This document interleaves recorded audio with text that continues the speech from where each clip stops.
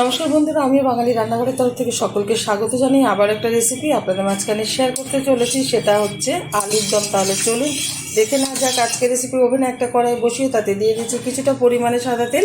তেলটা গরম হয়ে গেছে, তেলের মধ্যে দিয়ে দিচ্ছি কিছুটা গোটা গরম মশলা, দিয়ে দিচ্ছি একটা তেজপাতা, একটা শুকনো লঙ্কা, কিছুটা গোটা জিরে ফোড়ন। খুব ভালোভাবে ভেজে নেব।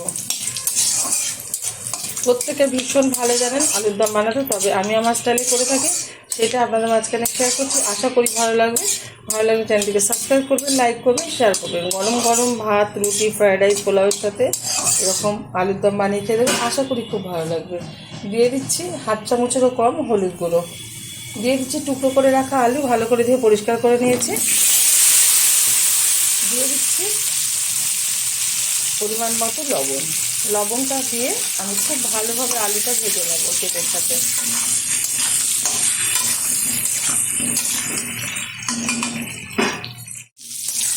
আলুটা খুব ভালোভাবে লাল লাল করে ভেজে নিয়েছি। এখন এর মধ্যে দিয়ে দেবো একটু মিট মশলা, এর কিন্তু স্বাদটা খুব ভালো আসবে মিট মশলা দেওয়ার ফলে। এবার আবার একটু নেড়ে নেব। মিট মশলাটা দেওয়ার পরে পরিমাণ মতো কিন্তু নুন ব্যবহার করে ফেলেছি আগে, এখানে আর নুন ব্যবহার করবো না, তবে সামান্য আরেকটু হলুদ গুঁড়ো ব্যবহার করতে হবে। নেড়ে নেওয়ার পর এখানে একটা বাটা মশলা দেবো। এখানে নিয়েছি আদা, পেঁয়াজ, রসুন, জিরে, লঙ্কা একসাথে শিলনোড়ায় বেটে নিয়েছি। এবার খুব ভালোভাবে এটা কষিয়ে নিতে হবে আলুর সাথে। যত সুন্দরভাবে কিন্তু মশলা কষানো হবে, ততই কিন্তু সেই খাবারের টেস্টফুল আসবে, মানে সেই খাবার খেতে খুব ভালো লাগবে। মশলা ভালোভাবে কষানো না হলে সেই মশলা থেকে কাঁচা গন্ধ বেরিয়ে আসছে, কিন্তু খাবারটা টেস্টফুল হবে না বা লাগে না। তো খুব ভালোভাবে হাই আছে আমি একটু কষিয়ে নিচ্ছি। খুব ভালোভাবে কিন্তু মশলাটা হাই আছে কষিয়ে নিচ্ছি, আর একটু কষাতে হবে, কারণ এখনও কাঁচা গন্ধটা বেরিয়ে আসছে। এখন দিয়ে দেবো অর্ধেক কেটে রাখা টমেটো, দিয়ে দিচ্ছি। এখন দিয়ে দেবো পেস্ট করে রাখা কাজু, কিশমিশ আর পোস্ত একসাথে আমি জল দিয়ে পেস্ট করে নিয়েছি। এটাও আলুটার সাথে খুব ভালোভাবে কষিয়ে নেব। এর জন্যই কিন্তু আলুর দমটা এত টেস্টফুল হবে। আপনারা দেওয়ার চেষ্টা করবেন, যদি না থাকে তবে নর্মালি রান্না করে নেবেন, তাতেও কিন্তু আলুর দমটা ভালো লাগবে।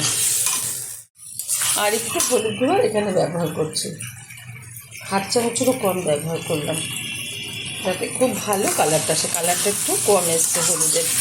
আর এর থেকেও যদি ভালো কালার আনতে চান আপনারা আলুর দমে, তাহলে কিন্তু কাশ্মীরি লঙ্কার গুঁড়ো ব্যবহার করতে পারেন। তবে আমি ঘরে রান্না করছি, পরিবার খাবে বলে, সেই জন্য আর কালারটা দিলাম না, মানে কাশ্মীরি লঙ্কার গুঁড়োটা দিলাম না।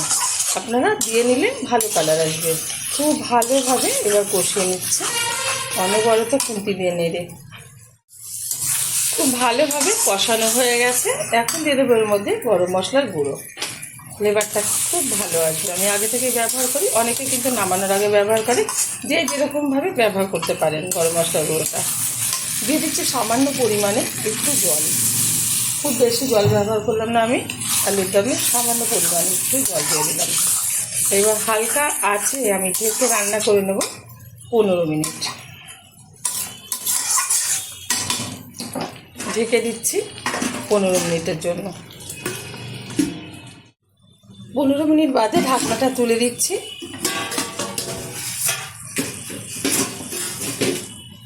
ওভেনের আঁচটা হাই করে দিচ্ছি।